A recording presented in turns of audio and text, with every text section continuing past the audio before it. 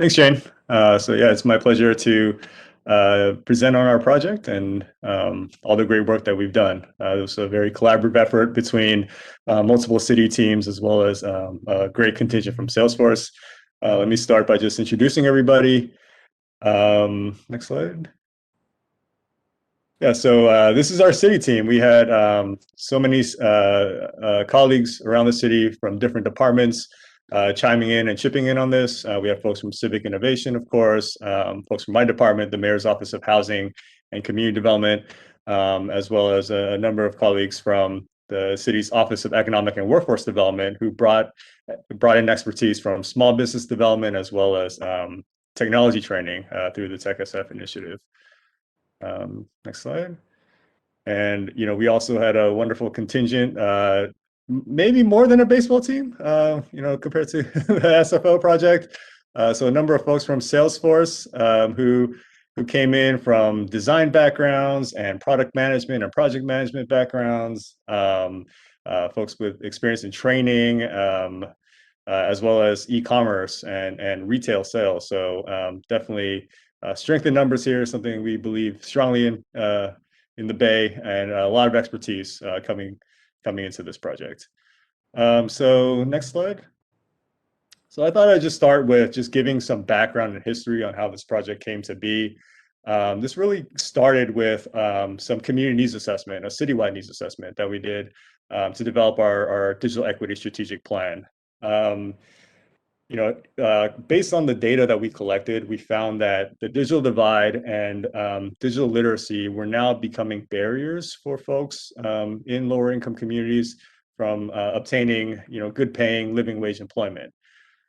So, not too surprising there, but we knew in order to develop a good program and good training, we needed to do much more community engagement to see what community members, wanted to see on this topic. So we brought in a research fellow last year. He did a really great job in talking to community members, doing long form interviews and focus groups in public housing sites with the reentry population. And what he found was that by far, folks were much, much, much more interested in learning entrepreneurship, digital entrepreneurship and e-commerce skills compared to any kind of digital skills training for any particular job. Folks were, really excited about the opportunities that e-commerce could provide as far as working on their own schedules, working on things that they're actually interested in rather than, just plugging into a particular job. They talked about relevance and applicability. They mentioned how, in the past they took trainings for a particular job, didn't get that job and forgot all the skills that they learned. Whereas with e-commerce, they could take the training and just start working on their micro business or their e-commerce enterprise or e-commerce operation right away. So, they're really excited about that. And there was also a really strong community element as well. I think we heard that from earlier presentations. Folks wanted to learn these skills, not just for themselves, but also to help out their neighbors and their friends and their relatives in the community, folks who have, existing businesses and helping them grow their online presence. So yeah, that was just really exciting to hear. And it was a little bit unexpected.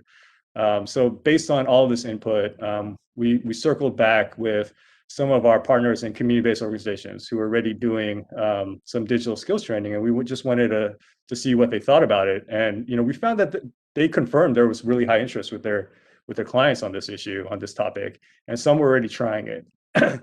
But there was consensus that everyone would benefit from having some kind of centralized resource and some kind of centralized expertise to really develop out this programming, because many digital skills trainers, that are working in community, don't really have experience with e-commerce. This is a very new topic for many of them.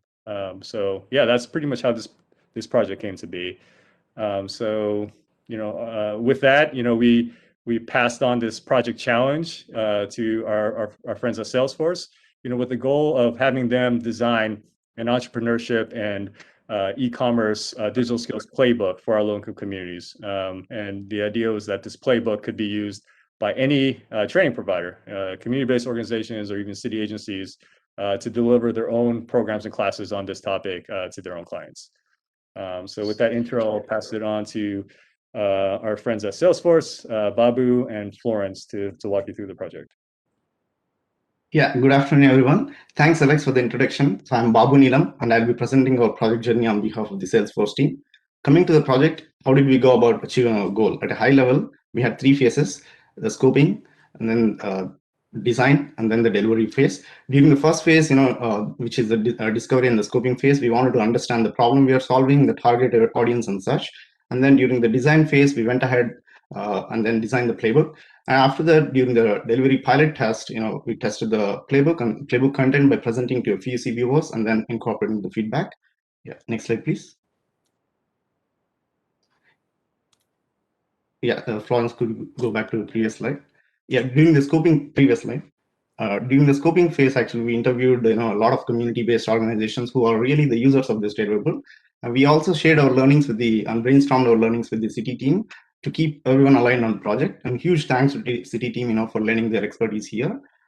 We also adopted after this, we also adopted iterative mindset to condense the scope early on, so that we can make progress on the project. Yeah, next one, please. Here are some key takeaways from our interviews from the community-based organizations. I won't go into each of these in detail, but if you based on the real-life stories insight that we received, you can see how we presented the real-life story of Phil here in our playbook. Similarly, we have other real-life stories too to keep the participants inspired throughout the playbook. Yeah, next one, please. Yeah, so we developed the playbook. Now, how do we know it's in line with the expectations of the trainers? We presented the playbook to a few community-based organizations again, who have focus groups and pilot testing to proactively gather the feedback from them. And from there, the key takeaway from here is that test your deliverable early enough and keep yourself relevant with the final expectations. Yeah, next one, please. Yeah, here you can see the card sort technique that we used to gather the feedback during the focus group sessions we had with the community-based organizations. Yeah, next one, please. Yeah, the previous one.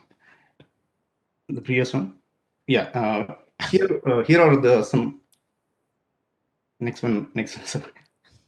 Yeah, here are some key takeaways from the feedback sessions again during this phase, like from the focus groups and the pilot testing. Again, I'm not going through each of them, but let me show you some feedback that we received on hands-on activities that is incorporated into the playbook. Yeah, next one. Yeah, so you can see that these are kind of hands-on activities that we recommend throughout our playbook. So here I'll hand over to Florence, who will go over the project deliverables. She's a key project member from the Salesforce team who helped deliver the project at a very high quality. Thank you. Thank you, Babu. So two key deliverables that we have from this project. The first one is the instructor's guide, which is in a PDF format. Basically, it helps the instructor prepare for the course. I'll show you a sneak peek of what that looks like. And the second deliverable that we generated was a digital entrepreneurship playbook in a slide deck format, and also show you what that entails as well, too. So first off, in our instructor guide, as I mentioned earlier, it's really to help the instructor understand how to prepare for the course and what to expect as well too. We cover course objectives, with a course overview, what's contained within the entire course, some teaching recommendations as well, and some guidelines on how to best prepare yourself on teaching the course. Within the instructor's guide, we also have a very modular approach with all the lessons as well too. So with all the lessons that we have in the Google slide deck, we put them in an outline format here in the instructor's guide. And the reason why we made it very modular was so that instructors could change up the order of how they want to present the material as well too. For instance, we interviewed a gentleman at Goodwill, and he mentioned that he has a 6 to 8 week course solely on customer service. So what that gentleman could have done is take his course and supplement our material, or just substitute our customer service course with his. His is a lot more advanced than ours as well. Regarding the digital entrepreneurship playbook, which is basically the curriculum that the instructors will be teaching in a slide deck format, we also have a cover slide. So every single section is very clearly demarcated as well too. Every single slide has a lot of illustration, so it's very engaging. Within each individual section, as Babu mentioned earlier, there's also activities as well. So the students feel very engaged. They can also verify, the instructors can also verify if the students have learned anything within the course material. Within the deck, we also have ability on how to select an online platform as well too. There's tons of online platforms currently out there on the marketplace, and we guide the student through which would be the appropriate marketplace to select based on this offering that they're planning to sell, whether it be a hard good or a service offering. Even though there's a lot of material on the slide deck, and even if the information might be brand new for instructor, the instructors don't have to worry, because in a majority of the slides, we also have key points that the instructors are supposed to be focusing on and what they should be highlighting within the classroom, and also a talk track as well too. Towards the end of the course, we have a sample exercise. Basically, students would be launching their own Etsy marketplace, and we go step by step on how to launch that marketplace. We have screenshots from Etsy explain exactly what they should be doing. And even though a student may not be offering their business on Etsy, still the material and the content that they're developing will be very, very applicable to any other online platform that they do choose to select for their business. And on behalf of the Salesforce team, we hope this digital literacy entrepreneurship playbook will help both current aspiring entrepreneurs create their online presence. I also want to share with you a quote from one of our partner feedback, Jerry Mixon from Digital Mobility. He really sums up really well how important businesses are. He says that small businesses and home businesses is going to be huge as we go through this transition. This playbook is a great blueprint that we can freestyle off of to bring this content into our own communities. With that said, I want to pass it over to Alex Bond for some closing thoughts. All right, thanks, Florence. Yeah, I'll just close by giving a sense of our roadmap, where we're going from here. So yeah, right now we're putting the finishing touches on all the great work that Salesforce did. And once this is ready, our plan is to post it and make it available through TechSF's website with some of their other learning material. We'll also be pushing it out to all of our grantees across both community development and workforce development, and encouraging them to build this into their own programming. Finally, we want to organize a pilot cohort to go through this training and give us some additional feedback to continue to improve this training. And this pilot cohort, we want to include both community members as well as training providers, because many of these community-based digital skills training providers said e-commerce is brand new to them, and they felt like they could benefit from going through the training themselves in order to teach it to others. And yeah, based on all that feedback and all those pilot tests, we want to continue to iterate and improve this product. Some ideas that we're kicking around is incorporating more local examples and even some success stories from our own programs, right? So folks from the community who've been able to start their own e-commerce operation, we want to include them in success stories for kind of the future cohorts. And we're also looking to expand scope and maybe incorporate more e-commerce or digital or social media platforms that would be more applicable to like non-native English speaking audiences, because we know like the Chinese community and the Spanish speaking community, they might gravitate towards other e-commerce or social media platforms, and we want to make sure that they feel included in this as well. So those are just some ideas. And yeah, I want to close with just giving a huge shout out and my appreciation to all of our community partners for their contributions to this project. So we've had such a diverse group of community partners lend their input, give us feedback, join these focus groups and interviews, and we really appreciated all of their insight, and without them we couldn't have developed this final product. So really appreciate everyone's support on this project. So thanks everyone.